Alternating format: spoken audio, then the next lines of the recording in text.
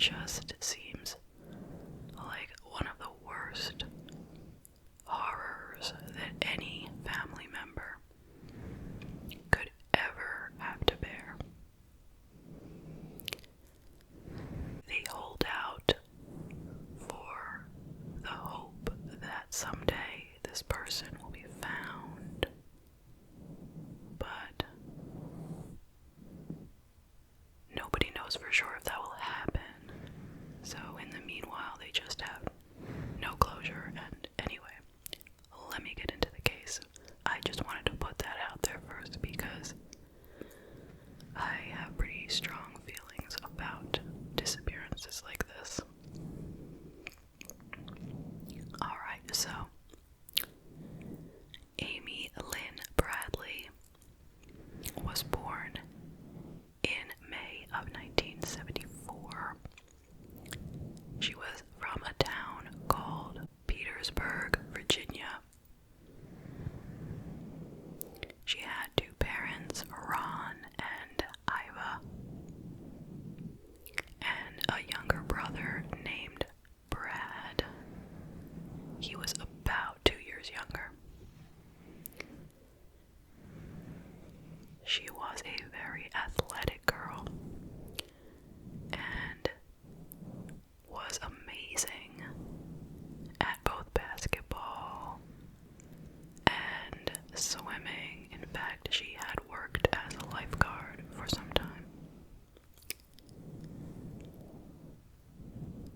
She managed to get a basketball scholarship to Longwood University, which was local to her. And there she graduated with a degree in physical education.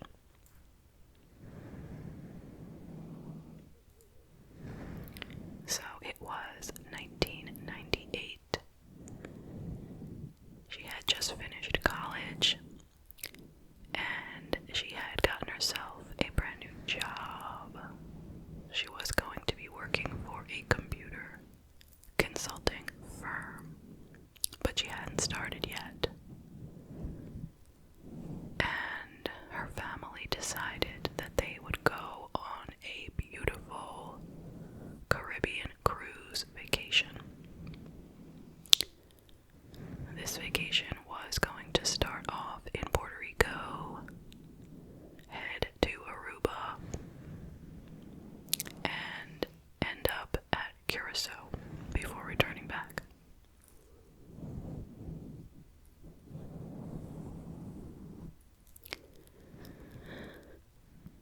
And it was called Rhapsody of the Seas. It was a ship owned by Royal Caribbean. Very beautiful, very big. It could hold 2,400 passengers as well as 750 cruise members. Now, some places I heard that Amy didn't really want to go.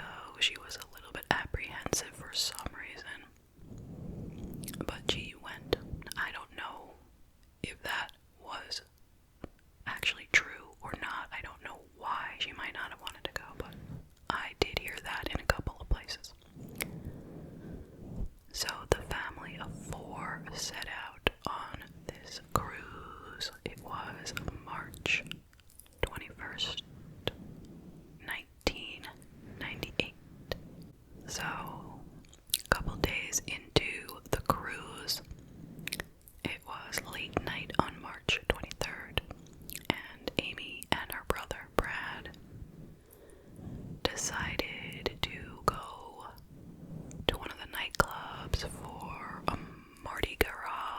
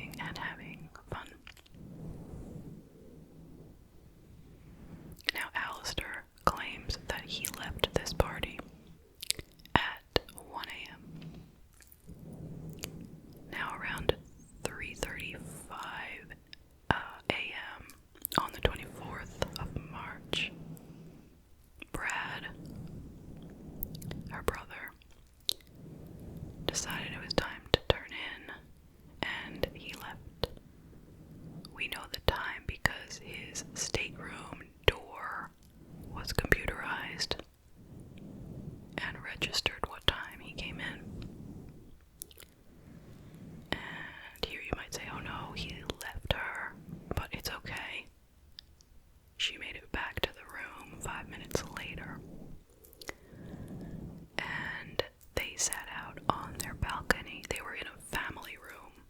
All four of them were in a room with a balcony. So they sat out on the balcony talking, and then Brad got really tired. He went inside to go to bed, and she sat there and ultimately fell asleep. Her father woke up around 5:15 or so. Just took a look around, without getting up, and noticed her asleep out there on the balcony.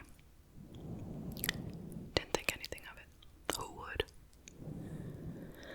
And he dozed back off. Then he woke up again at 6 and noticed that she wasn't there anymore. And he took a look around, and the only thing missing of hers was her cigarettes and lighter. Even her sandals were still there. Nothing looked out of place. But he said it was really weird for her to just leave like that. At that hour especially. That wasn't her kind of thing to do. So he left the room and took a look through all the common areas of the ship. Then at 6:30, when he didn't find her, he came back and he woke his family and told them. So right away, they went to speak to the crew about her disappearance. And they asked, "Can you please don't let anyone get off the ship?" They were docked in Curacao. I hope I'm saying that right. And people were going to start getting off the ship in a little while. So they were saying, "Please don't let anyone off. We have to find her." But that wasn't going to happen. And they wanted the ship to make an announcement and, put up flyers and all that. But the crew didn't want to scare people. And they weren't going to make people stay on the ship. So everyone who wanted to disembark was able to disembark that morning. I'm not sure why.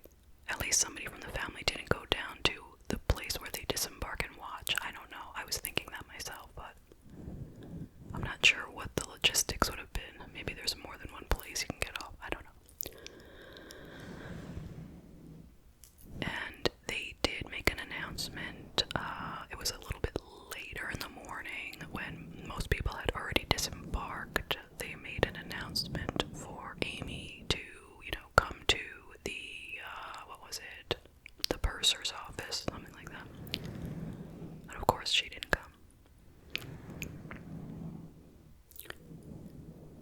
And then the crew searched the ship for her, but they didn't search anybody's staterooms or any of the staff's bedrooms, so they were just basically searching like the common areas, and they didn't find her.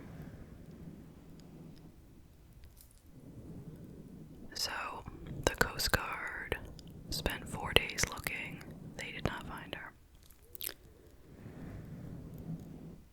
The family got off the ship in Curacao, and the FBI came and tried to help out. They realized that the ship had not done a proper inspection. So the FBI and the family followed the ship to its next port so they can get back on and search the ship properly.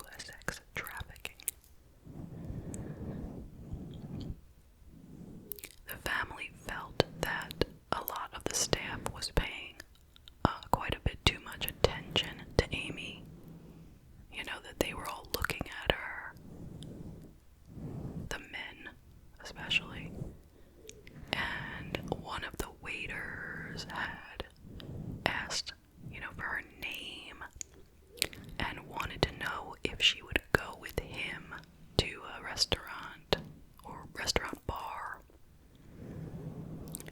in Aruba when they stopped there called Carlos and Charlie. And she told her father later, there's no way I'm going anywhere with any of these crew members. They are really creeping me out. And the spooky thing is, Carlos and Charlie's was the last place that Natalie Holloway was seen alive. So that's really scary. Anyway, maybe there's something going on at that restaurant. I don't know. I'm just throwing stuff out. I have no idea. Nothing against that restaurant. And then there was the band guy, Alistair, aka Yellow. What's the deal with him? He says he didn't see her after 1 a.m. But a witness, or a couple witnesses, saw him and her together not far from the nightclub. At around 6 a.m., something like that, the morning she went missing. But, he said, no, that never happened. So they had nothing to go on with him,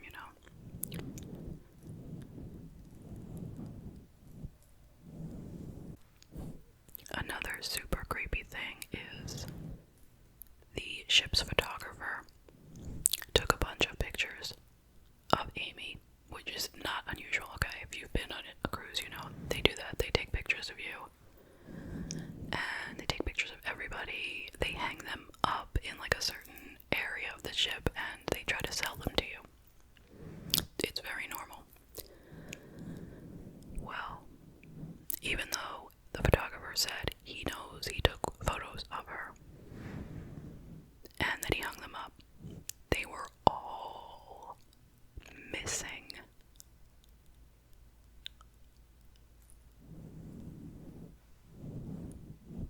So, what is that about?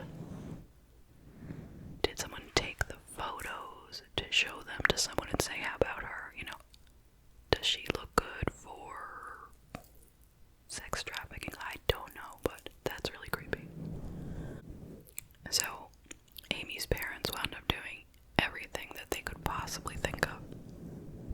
They hired private detectives, they reached out to Congress and the White House and foreign officials.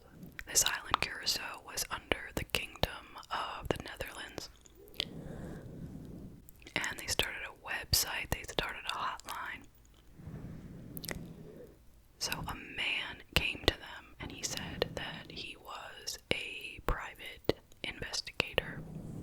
He said that he was a former U.S. Special Forces agent and that he had proof that she had been taken by Colombians who were holding her in Curacao and that he needed a bunch of money to get her back, and he seemed so believable and they had so much hope, but he scammed them out of $200,000.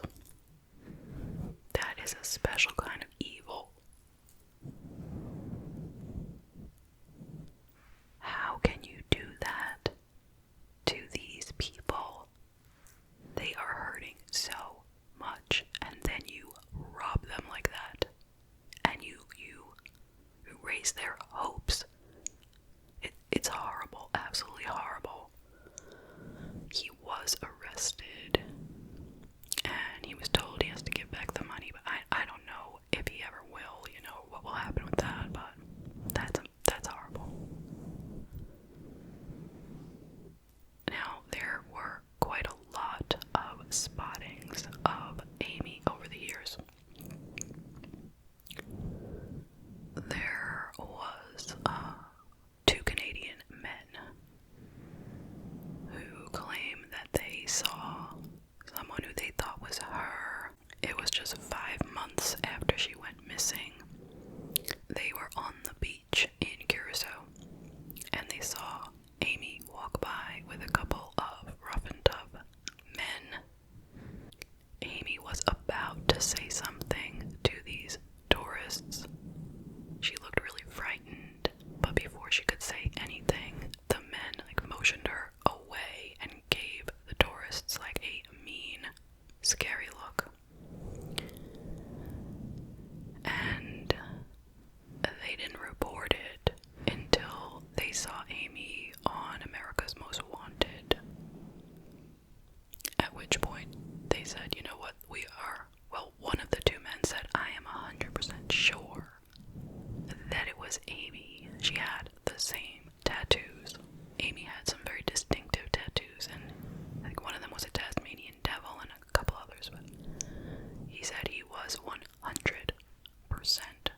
Sure. So nothing came of that. Then the next year, a man from the Navy visited a brothel in Curacao. And he sat down with a girl who said her name was Amy. And she whispered to him that she's in trouble, she needs help. And he said, yeah, we can get you help.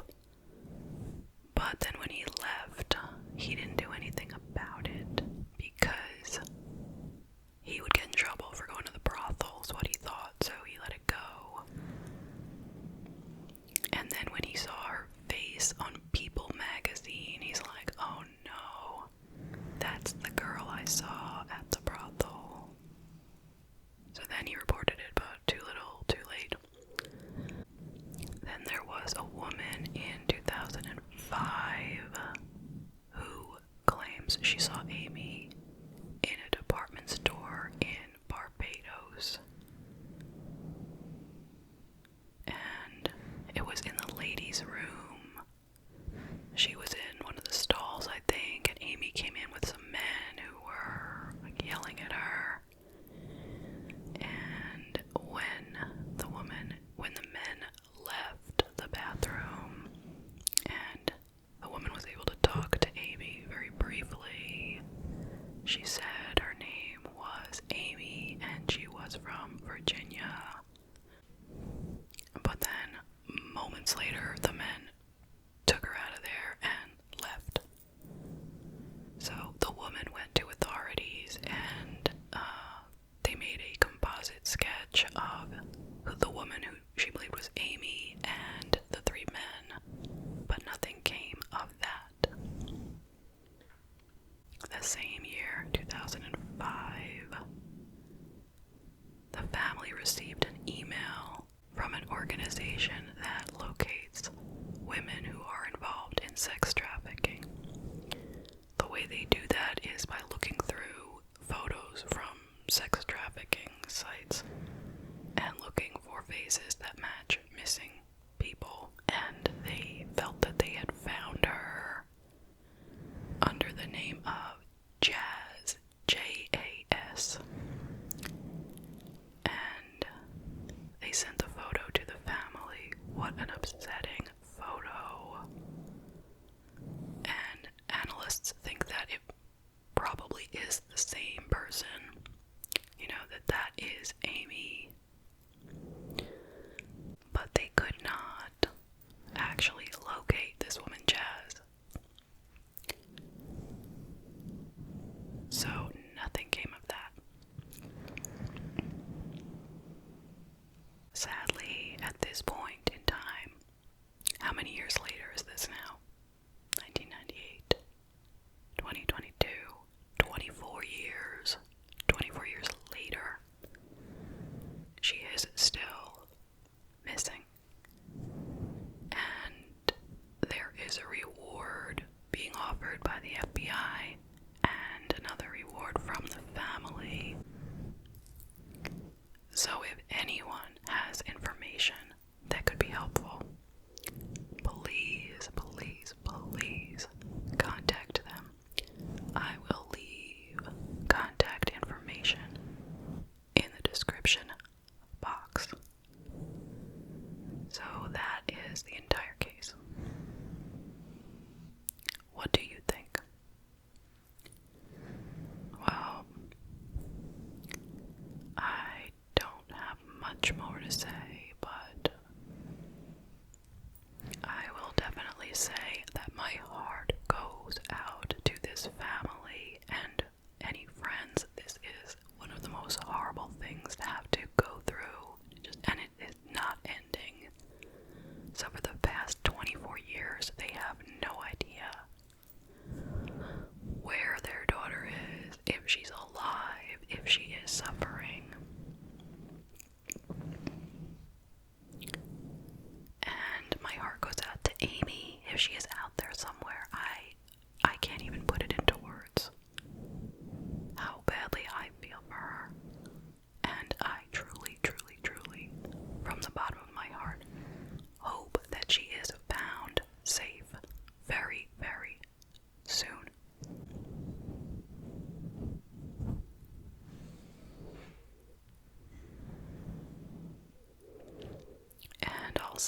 I have been on cruises and I love them. They are so much fun.